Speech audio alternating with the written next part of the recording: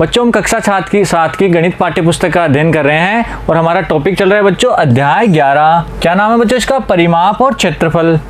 बच्चों हमने इसके 7 भाग पूरे कर लिए हैं, जिसमें हमने प्रश्नावली 11.2 पूरी कर ली थी।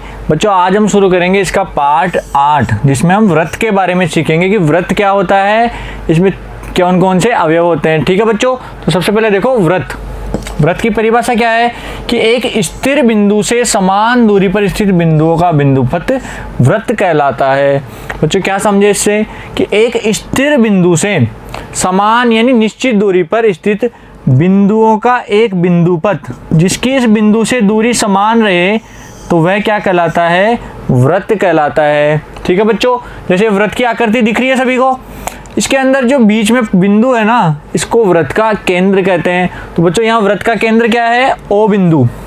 ओ बिंदु क्या है? वृत्त का केंद्र। अब वृत्त की त्रिज्या होती है केंद्र से परिधि तक की दूरी। तो बच्चों ये जो बिंदु है ना, इस बिंदु से इस लाइन की दूरी, जो वृत्त की लाइन होती है ना, वहां तक की दूरी त्रिज्या कहलाती है। जैसे बच्चों ये केंद्र है, तो यहाँ से यहाँ तक की ये दूरी क्या कहलाएगी? त्रिज्या। अब इसको नाम हमने क्या दिया? ओ ए, क्योंकि ये बिंदु ओ है, यहाँ ए है, तो ओ ए भी त्रिज्या है और ओ बी भी क्या है? त्रिज्या है, क्योंकि ओ और बी भी क्या है? वृत्त और केंद्र को मिलाने वाली रेखा। तो ओ बी भी त्रिज्या है, ओ ए भी त्रिज्या है। अब बच्चों वृत्त का व्यास क्या कहलाता है? तो वृत्त की त्रिज्या का दुगना, वृत्त की जो त्रिज्या हो गई, जैसे ओ ए त्रिज्या है, इसका दुगना क्या होता है? वृत्त का व्यास। तो बच्चों वृत्त पर स्थित दो बिंदुओं को मिलाने वाली रेखा जो वृत्त के केंद्र से जाती है वह वृत्त का व्यास कहलाती है। ठीक है बच्चों, ध्यान में रखना इस चीज को कि वृत्त के ऊपर स्थित दो बिंदुओं को मिलाने वाली रेखा जो वृत्त के केंद्र से होकर जाए वह वृत्त का व्यास कहलाती है। अब देखो आगे, वृत्त की परिधि। वृत्त की परिधि क्या होती है? बच्चों देखो, एक वृत्ताकार क्षेत्र के चारों ओर की दूरी इसकी परिधि कहलाती है। जैसे हमने वृत्त सीखा, ये क्या है बच्चों? वृत्त। तो इस वृत्त की चारों ओर की जो कुल दूरी है ना, यही वृत्त की परिधि कहलाती है। ठीक है बच्चों, तो वृत्त की परिधि और व्यास का अनुपात लगभग एक स्थिर राशि प्राप्त होता है जिसे पाई से प्रदर्शित किया जाता है। बच्चों ध्यान रखना कि पाई क्या होता है? वृत्त की परिधि और व्यास का अनुपात। अगर वृत्त की परिधि में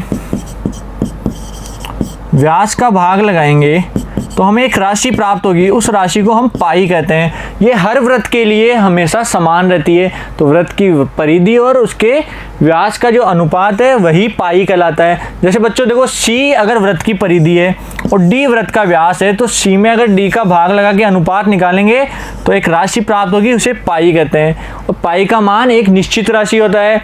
तो पाई का मान लगभग 22/7 या 3.14 के बराबर होता है।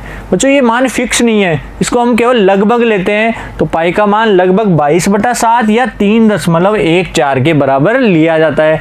ठीक है बच्चों, पाई समझ गए? क्योंकि हमें वृत्त के अंदर पाई का उपयोग खूब बार होगा। तो बच्चों पाई हमेशा ध्यान रखना है, पाई का मान 22/7 या 3.14 के बराबर होता है। अब बच्चों आगे देखो, तो इसलिए हम क्या कह सकते हैं कि C बराबर पाई डी, क्योंकि C/D बराबर पाई आया ना अपने। वृत्त की परिधि और व्यास का अनुपात कितना आया? पाई के बराबर। तो C बराबर क्या हो जाएगा? D उधर मल्टीप्लाई हो जाएगा, तो पाई डी। तो बच्चों एक वृत्त का व्यास D त्रिज्या का दुगना होता है। ध्यान रखना बच्चों, मैंने बताया कि वृत्त का व्यास क्या होता है? त्रिज्या का दुगना होता है, अर्थात D बराबर 2R। अतः बच्चों C बराबर क्या हो गया? D बराबर 2R है, हमने C बराबर पाई डी लिया, तो D की जगह अब क्या लिख देंगे? 2R। तो C बराबर हो गया पाई गुणा 2R। तो C का मान क्या आ गया? 2 पाई R।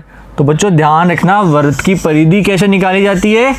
2 पाई R के द्वारा। जहाँ पाई कितना है? पाई का मान या तो 22/7 होगा या 3.14, और R क्या है? R है त्रिज्या। तो बच्चों वृत्त की परिधि का सूत्र है ये, याद रखना है इसको हमेशा, कि किसी भी वृत्त की परिधि निकालना हो और उसकी त्रिज्या दी हुई हो तो हम कैसे निकालेंगे? 2 गुणा पाई गुणा R, जहां R क्या है? वृत्त की त्रिज्या है। इसको हमेशा याद रखना है, अलग से नोट करके लिख लो इसको। वृत्त की परिधि बराबर 2 पाई R। ठीक है बच्चों, समझ गए? अब देखो आगे, वृत्त का क्षेत्रफल।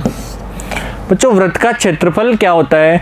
ये वृत्त है, देखो बच्चों, कोई एक वृत्त है, तो वृत्त के द्वारा घेरा गया स्थान ही वृत्त का क्षेत्रफल कहलाता है।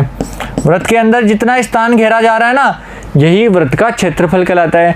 अब वृत्त का क्षेत्रफल कैसे निकालते हैं? तो बच्चों वृत्त का क्षेत्रफल होता है परिधि का आधा गुणा त्रिज्या। वृत्त की जो परिधि होती है ना, उसके आधे को अगर त्रिज्या से गुणा करेंगे तो हमें वृत्त का क्षेत्रफल प्राप्त होता है। तो बच्चों वृत्त की परिधि हमने देखा अभी 2πr होती है, तो 2πr को आधा कर देंगे 1/2 से गुणा करके, और 2πr 1/2 गुणा 2πr, और त्रिज्या होती है r, तो बच्चों 1/2 गुणा 2πr, और इसको गुणा किया हमने r से, तो कितना आएगा बच्चों? देखो 2 से 2 कैंसिल आउट हो गया, तो क्या आ गया? पाई r गुणा r, तो इसका मान हो जाएगा पाई r की घात 2, पाई r स्क्वायर। तो बच्चों वृत्त का क्षेत्रफल होता है पाई r स्क्वायर। ठीक है बच्चों, तो ध्यान रखना है कि वृत्त का क्षेत्रफल क्या होता है? पाई r स्क्वायर।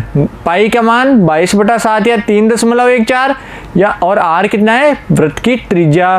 तो एक तो वृत्त की परिधि का सूत्र और एक वृत्त के क्षेत्रफल का सूत्र, इन दोनों को हमेशा याद रखना है। ठीक है बच्चों, समझ गए सभी? तो बच्चों हमने क्या क्या पढ़ा? वृत्त में क्या होता है? त्रिज्या कितनी होती है, वृत्त का व्यास कैसा होता है, वृत्त की परिधि क्या होती है, वृत्त की परिधि का सूत्र क्या है, और वृत्त का क्षेत्रफल का सूत्र क्या होता है। तो बच्चों आशा करता हूँ आपको अच्छे से समझ में भी आया होगा। ठीक है बच्चों, अब नेक्स्ट पार्ट में हम करेंगे प्रश्नावली 11.3 के उदाहरण।